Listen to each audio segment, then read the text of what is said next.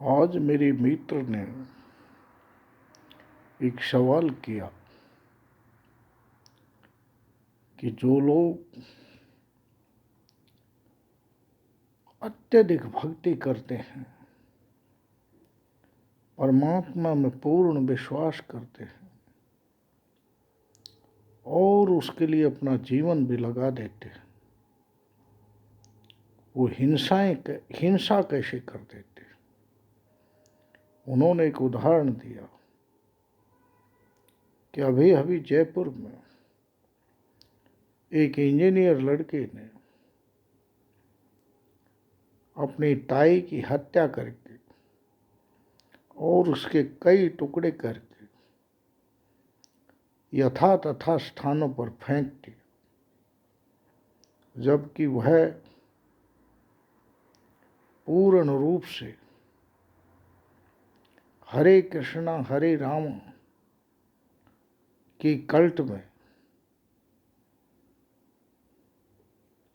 विश्वास कर रहा था और एक भगत टाइप व्यक्ति था। मैंने उसको कहा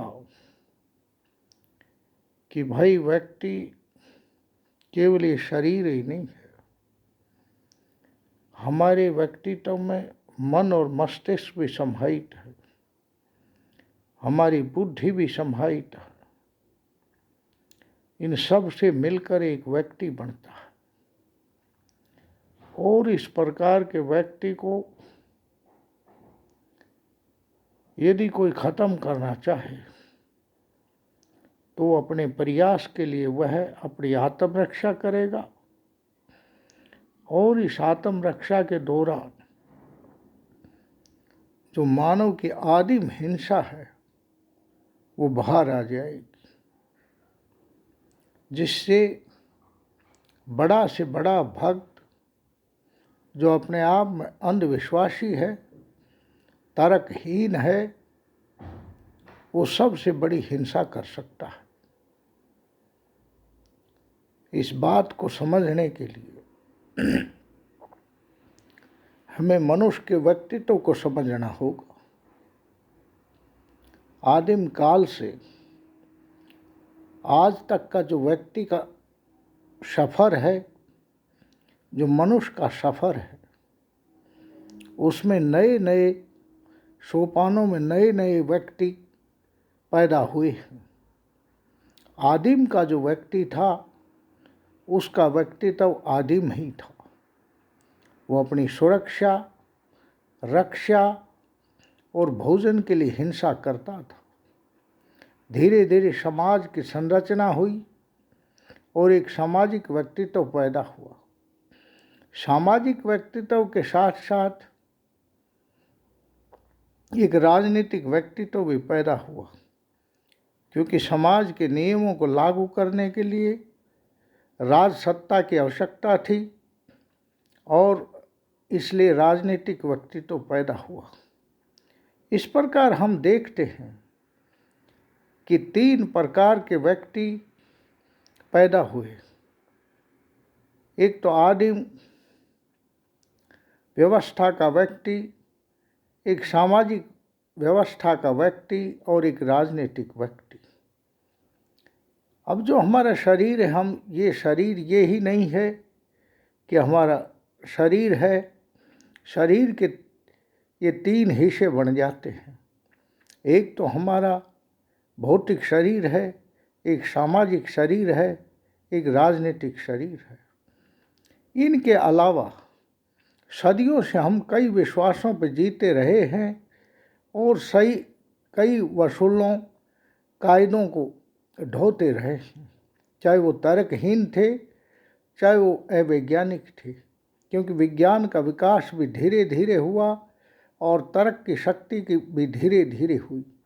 परंतु हम पुरानी बातों को मानते रहे हैं और पुरानी चीज़ों को अपने मन और मस्तिष्क का हिस्सा मानते हैं। इसलिए इन सब व्यक्तित्व के अलावा हमारे एक धार्मिक व्यक्तित्व है, अर्थात हम आदिम व्यक्ति भी हैं, हम सामाजिक व्यक्ति भी हैं और धार्मिक व्यक्ति भी हैं। धार्मिक व्यक्ति तो सब हैं, सामाजिक, आदिम और राजनीतिक व्यक्ति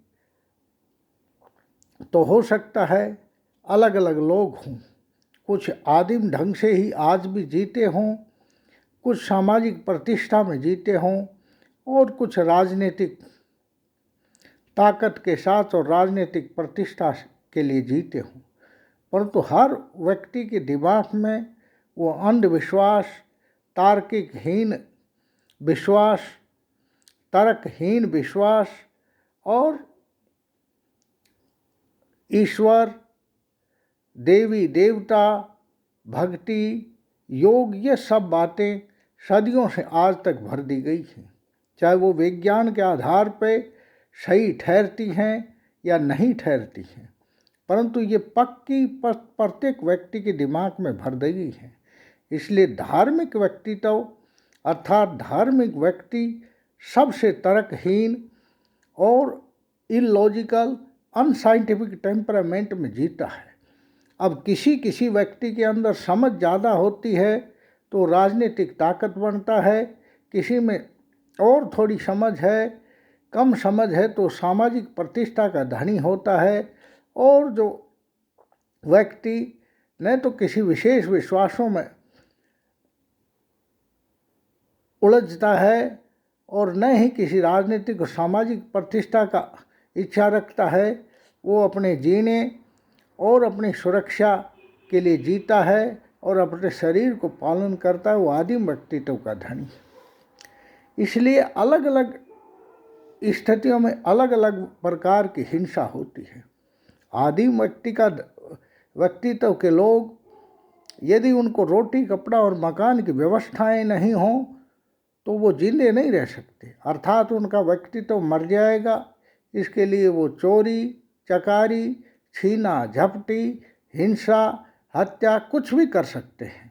इस प्रकार की चीज़ें होती हैं, और यदि वो ऐसा करने में सक्षम नहीं हो पाते, ये सब करने से डरते हों और उनका जीवन यापन आसानी से नहीं होता हो, तो अपने ऊपर वो हिंसा करते हैं। उनकी दमित हिंसा बाहर निकलने की बजाय वो आत्महत्याएं कर लेते हैं। सामाजिक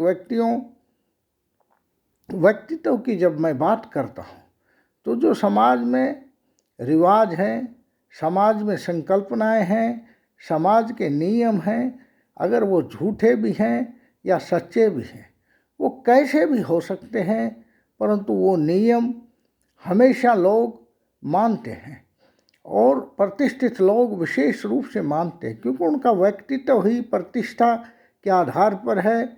अगर वो प्रतिष्ठा खत्म होती हो तो मरे समझते हैं।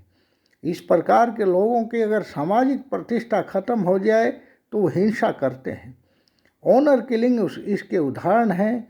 प्रेमी जोड़ों की हत्याएं कर देना इसके उदाहरण हैं। ये यदा कदा आप समाज में देखते हैं। या फिर कोई भीरू है, ऐसा करने में सक्षम नहीं है तो वो अपने ऊपर हिंसा करता है और आत्महत्याएं कर लेता है। और राजनीतिक व्यक्तित्व को तो आप जानते हैं कि राजनेता अपनी सुरक्षा और अपने व्यक्तित्व को बचाने के लिए कितने से बड़ी हिंसा कर सकते हैं। सारी दुनिया की युद्ध इन राजाओं के अपनी सुरक्षा या दूसरों की चीज़ें हड़पने के लिए ही रही है। परंतु किसी विशेष व्यवस्था में अगर राजा अपने को बचा नहीं पाता तो आत्म हिंसा करता है।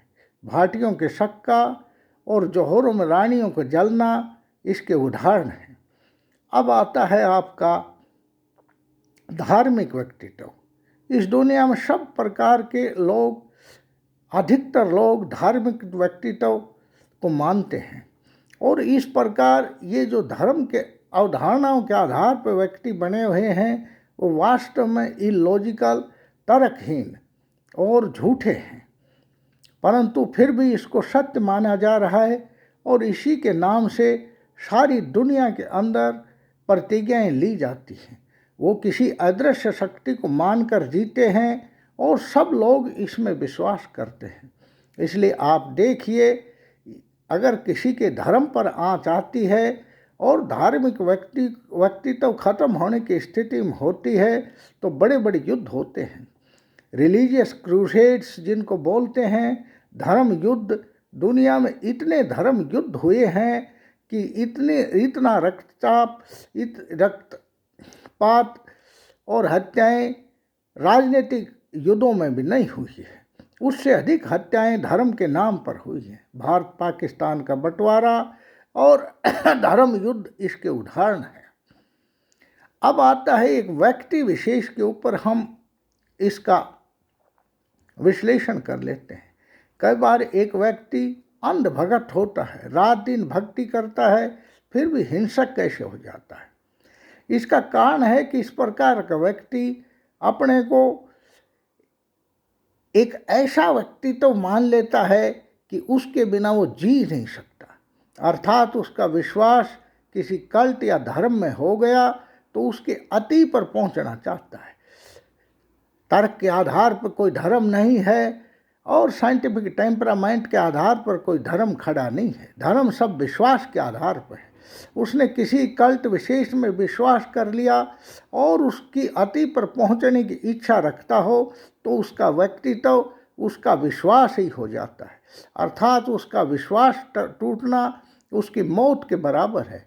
इसलिए जो भी आदमी उसको टोका टोकी करेगा तो उसके शरीर की मस्तिष्क की दमित हिंसा बाहर आएगी और दमित हिंसा बाहर आते ही आदमी जो है दूसरे पर चोट करेगा या अपने ऊपर चोट करेगा। शक्तिशाली व्यक्ति दूसरे पर चोट करता है और जिसके कारण हिंसाएं भड़कती। इसके बहुत से उदाहरण हैं कि धार्मिक लोगों ने उन्माद में आकर हत्याएं की हैं। और इसी का ताज़ा उदाहरण जो इंजीनियर लड़के ने अपने ताई की हत्या की है जयपुर में, उसका उदाहरण है। क्योंकि वो ताई उसको टोका टोकी कर रही थी, उसको उस भक्ति में जाने से रोक रही थी, इसलिए उसने अपनी हिंसक वृत्ति को बाहर निकालकर हत्या कर दी। इस प्रकार के दूसरे भी बहुत उदाहरण हैं, परंतु कुछ ऐसे भी उदाहरण हैं कि भगत 3 मंजिल से कूद के पड़ के मर गए और कईयों ने खाना पीना छोड़ दिया, भोजनहीन रहने लगे और आत्महत्याएं कर ली। वो नाम तो भगवान के नाम पर आत्महत्याएं करते हैं, परंतु सत्य में वो अपने साथ हिंसा करते हैं और इस हिंसा के परिणाम स्वरूप वो अपने शरीर को खो देते हैं। लोग उसकी पूजा करने लग जाते हैं। इस प्रकार के अंधविश्वासों को और प्रोत्साहन मिलता है। इसलिए नटशैल में मैं कहूँगा कि आदमी के जो 4 प्रकार के व्यक्तित्व हैं उन पर जब चोट आती है तो आदमी या तो हिंसक वृत्ति से दूसरों को चोट पहुंचाता है या खुद को ख़त्म कर लेता है। इसका इलाज क्या है? इसका सीधा सा एक ही इलाज है। वो इलाज है कि नए मनुष्य का जन्म, और नया मनुष्य का जन्म वैज्ञानिक सोच, साइंटिफिक टेम्परामेंट के आधार पर विकसित हो सकता है। और उसके साइंटिफिक टेम्परामेंट के साथ नेचुरल जो प्रिंसिपल्स हैं, एक नेचुरल प्रिंसिपल है, प्राकृतिक सिद्धांत है, कोई भी जीव अपने सजातीय अपनी रेस के जीवों की हत्या नहीं करता और उसका मांस भक्षण भी नहीं करता। तो मानव चेतना का तो बड़ा भारी उत्थान हुआ है, तो कम से कम अपनी मानवता, अपने मनुष्य ह्यूमन रेस को तो कम से कम आपस में हिंसा से विमुक्त करके अहिंसक स्थिति पर पहुंचाकर आदमी उच्चतम चेतना पर पहुंच सकता है। पूर्ण हिंसा तो खत्म नहीं की जा सकती। आदमी न तो पूर्ण अहिंसक होता। आवश्यक हिंसा जो प्रकृति के सिद्धांतों के आधार पर करनी पड़ती है वो करनी ही पड़ेगी, परंतु मनुष्य तो आपस में अहिंसक स्थिति के साथ जी सकता है, आपस में रह ही सकता है, उसकी मेंटलिटी नॉन वायलेंट हो ही सकती है। इसलिए मैं कहूँगा कि आज नए मानव को विकसित करने के लिए हमें मनुष्य की सोच में बदलाव करना पड़ेगा, उसकी साइंटिफिक टेम्परामेंट, वैज्ञानिक सोच पैदा करनी पड़ेगी। मैं सोचता हूँ कि मैं मेरी बात कहने में सफल रहा हूँ और आपको अच्छी लगे, तर्क संगत लगे तो आप मेरे विचारों को शेयर करें और अच्छा लगे तो चैनल को भी सब्सक्राइब करें। धन्यवाद।